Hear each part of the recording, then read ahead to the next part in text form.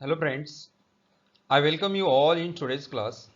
Today we are going to learn grammar portion, that is modal auxiliary.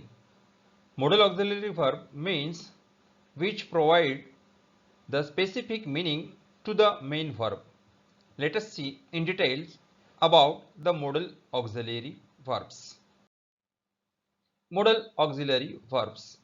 Modal auxiliary verbs work like auxiliary verbs, but these verbs add specific meaning to the main verbs in the given sentence. So let us define the modal auxiliary verb that provides the specific meaning to the main verb of the sentence. इथे specific meaning विशिष्ट असा अर्थ त्यामधून होतो. It also indicates the mood of the speaker. जो बोलणार आहे त्याचं मूड कशा प्रवृत्ती आहे ते पण यामधून दर्शविलं जाते. Let us see one by one the modal auxiliaries. The main structure of the modal auxiliary is subject plus modal auxiliary plus V1. In this structure we have to use V1 and we use different subjects and with modal auxiliary and plus V1, that is the root verbs or first form of the verb, क्रियापदाचं पहिलं रूप. म्हणजे कर्ता modal auxiliary plus V1 क्रियापदाचं पहिलं रूप अशा प्रकारच्या सर्वच वाक्यरचना राहतील. Let us see will for certainty. will is modal auxiliary verb and it is used for certainty, म्हणजे निश्चितता दर्शवण्यासाठी will चा वापर करतात.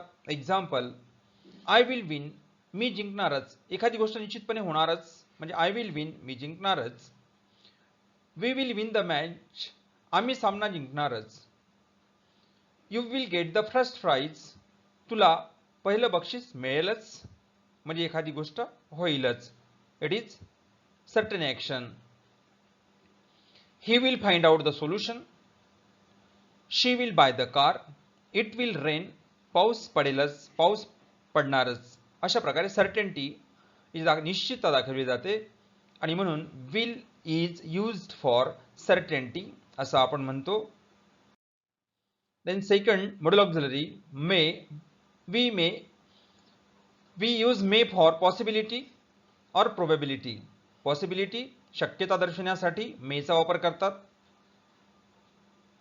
Example, I may change the room, म्हणजे आता इथे शक्यता आहे कशाची, मी खोली बदलण्याची शक्यता आहे. I may change the room. Second sentence, he may learn the computer, तो संगणक शिकण्याची शक्यता आहे. Then the remaining sentences are here. They may fight for the right. For the right म्हणजे अधिकारासाठी आणि ते लढण्याची शक्यता आहे. कशासाठी तर अधिकारासाठी. ते अधिकारासाठी लढण्याची शक्यता आहे. They may fight म्हणजे ते लढण्याची शक्यता आहे. For the right म्हणजे अधिकारासाठी ते लढण्याची शक्यता आहे. किरण may deliver the speech. किरणची भाषण देण्याची शक्यता आहे. People may vote, लोकांची मतदान करण्याची शक्यता आहे. People may vote. In this way we can frame sentences by using may as modal auxiliary. The next modal auxiliary is might. We use might for less possibility. Example, I might reach there. आता less possibility म्हणजे कमी शक्यता, मी तेथे पोहोचण्याची कमी शक्यता आहे. He might sing a song. He might sing म्हणजे त्याची गाण्याची कमी शक्यता आहे. He might sing a song, त्याची गाणे गाण्याची कमी शक्यता आहे. Let us see the remaining sentences. She might leave the job, तिची काम सोडण्याची कमी शक्यता आहे. राहुल might pass, राहुल उत्तीर्ण होण्याची कमी शक्यता आहे. आरती might run in the race, आणि शर्यतीमध्ये आरती धावण्याची कमी शक्यता आहे. So we use might in this way for less possibility. Next one is will not. Will not means least certainty, अजिबात शक्यता नाही म्हणजे ही क्रिया घडणारच नाही यासाठी आपण will not चा वापर करतो. will not घडणारच नाही. will चा वापर केला आपण सर्टेनिटी साठी, will not चा आपण वापर करतो नकारार्थी, परंतु ते एखादं कार्य जे आहे, एखादी क्रिया घडणारच नाही यासाठी आपण विल नॉटचा वापर करतो. एक्झाम्पल, आय विल नॉट लाय, मी खोटं बोलणारच नाही. वी विल नॉट स्टॉप, आम्ही थांबणारच नाही. प्लेयर्स विल नॉट प्ले, खेळाडू खेळणारच नाही. म्हणजे या गोष्टी होण्याची अजिबात शक्यता नाही. आय विल नॉट लाय म्हणजे 99% गॅरंटी अशी आहे की मी खोटं बोलणारच नाही. वी विल नॉट स्टॉप म्हणजे जवळपास थांबणारच नाही, म्हणजे ही गोष्ट अजिबात शक्यता नाही या प्रकारे दर्शवली जाते. प्लेयर्स विल नॉट प्ले, ते अजिबात खेळणारच नाही अशा प्रकारे, म्हणजे खेळाडू अजिबातच खेळणार नाही अशा प्रकारे इथे वापर केला जातो विल नॉटचा लीस्ट सर्टेनिटी म्हणून. Next one is can. Can for ability. Ability म्हणजे ज्याला आपण समर्थता म्हणतो, एखादी गोष्ट करू शकतो. If you want to show the ability, if you are able to do anything, then we use can. I can win, मी जिंकू शकतो. I can win the first prize, मी पहिलं बक्षीस जिंकू शकतो. I can win the first prize in the competition. So we can add such type of complimentary words in this sentence, but the basic pattern is I can win subject plus modal auxiliary plus V1. They can discuss, ते चर्चा करू शकतात, म्हणजे त्यांच्यामध्ये समर्थता आहे, ते समर्थ आहे चर्चा करू शकण्यासाठी. they can discuss, करू शकतात, एखादी गोष्ट करण्यासाठी समर्थ असणे. Number third, anybody can dance, कोणीही नाचू शकतो, कोणीही नाचू शकतात अशा प्रकारे एनीबडी कॅन डान्स. तर ही ॲबिलिटी आहे, can shows ability. Number 6, could. Could for past ability. If we want to show the past ability, then we use could. He could understand, तो समजू शकला. जसे की या वाक्याला आपण एक्सटेंड करू शकतो, वाढवू शकतो. He could understand my problem, तो माझी समस्या समजू शकला. He could understand his difficulties, त्याच्या समस्या तो समजू शकला. अशा प्रकारे आपण वाक्य करू शकतो. शी कुड ट्राय, ती प्रयत्न करू शकली. She could try to win the first prize, ती पहिलं बक्षीस जिंकण्यासाठी प्रयत्न करू शकली. यू कुड अर्न मनी, तुम्ही पैसे कमावू शकले. You could earn money to run your livelihood, तुमची उपजीविका भागवण्यासाठी तुम्ही पैसे कमावू शकले. अशा प्रकारे आपण हे वाक्य जे आहे त्या वाक्याला आपण एक्सटेंड करू शकतो, वाढवू शकतो. Next is should. We use should for advice. Advice म्हणजे सल्ला देण्यासाठी. If you want to give advice to anybody else, then you can use should. Should for advice. You should go to the doctor. तू डॉक्टरकडे गेलं पाहिजे. एखादी गोष्ट करायला पाहिजे म्हणजे सल्ला देणे या अर्थाने you should, तू करायला पाहिजे.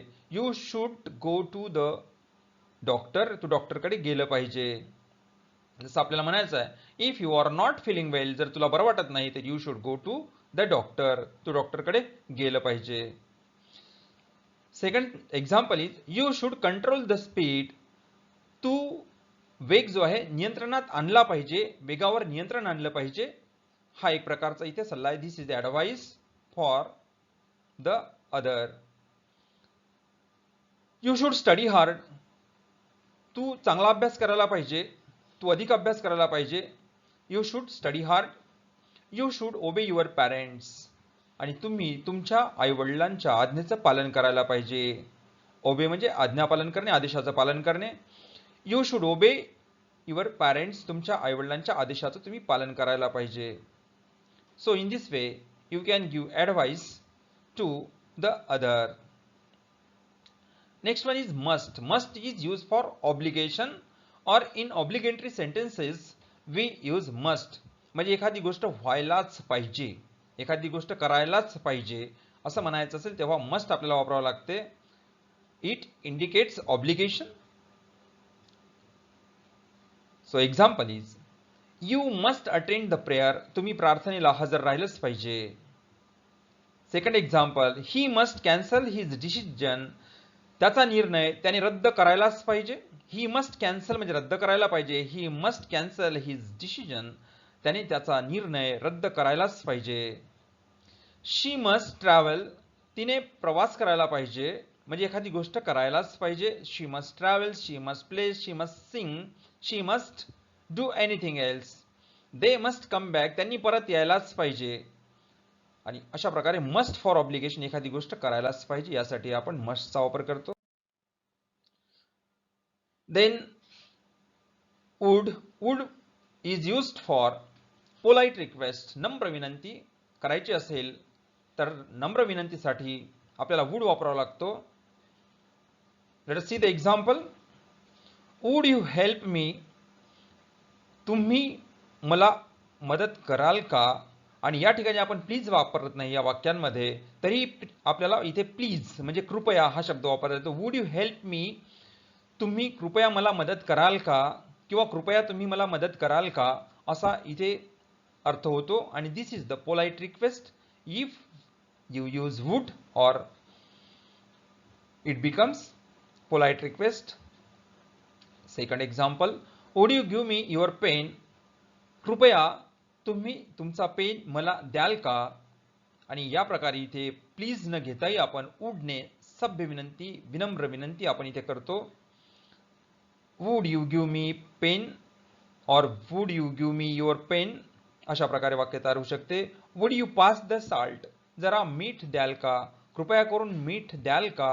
जसं आपण मीठ पुढे सरकवतो, मीठ द्या म्हणतो, तेव्हा इथे इंग्रजीमध्ये would you pass the salt, pass the salt म्हणजे इथे आज्ञार्थी वाक्य, आणि would you pass the salt तर हे वाक्य झालं इथे प्रश्नार्थक वाक्य. परंतु इथे सभ्य विनंती किंवा नम्र विनंती इथे दर्शवलेली आहे. Would you pass the salt, कृपया करून मीठ द्याल का. Number 4. Would you send the message, कृपया करून संदेश पाठवाल का. अशा प्रकारे इथे सभ्य विनंती केली जाते वुडद्वारे, आणि वुडचा वापर आपण पोलाइट रिक्वेस्ट साठी करतो. त्याच प्रकारे इथे पोलाइट रिक्वेस्ट समजा किंवा रिक्वेस्ट करायची असेल, कधी कधी रिक्वेस्टसाठी कुडचा पण वापर केला जातो किंवा कॅनचा पण वापर रिक्वेस्टसाठी केला जातो. परंतु पोलाइट रिक्वेस्टसाठी मात्र वुडचा वापर करतात. The next modal auxiliary is may. जसं मेचा आपण सर्वप्रथम वापर कसा करायचा ते पण बघितलेला आहे. मेचा आपण जिथे पॉसिबिलिटी किंवा प्रोबॅबिलिटीसाठी वापर केला होता, इथे आता परमिशनसाठी. आणि हा शब्दप्रयोग सर्वांना परिचित असा आहे. You are familiar with the use of may. Example, परवानगीसाठी आपण वापरतो. मे आय हेल्प यू, मी तुम्हाला मदत करू का. मे आय कम इन, मी आत येऊ का. मे आय गो आउट, मी बाहेर जाऊ का. मे आय टेक दिस, मी हे घेऊ का. अशा प्रकारे इथे परमिशन मागण्यासाठी मेचा आपण वापर करत असतो. आणि you have already studied it, you have already used it so many times. May I come in sir, may I come in ma'am, may I go out sir. So in this way we have used may before. So in this way we have learned all the important modal auxiliary verbs, the basic modal auxiliary verbs. So by using modal auxiliary verbs you can speak very fluently, you can write without any mistake. So students, all these modal auxiliaries play a very important role in speaking and writing. So thank you for watching this video. Thanks.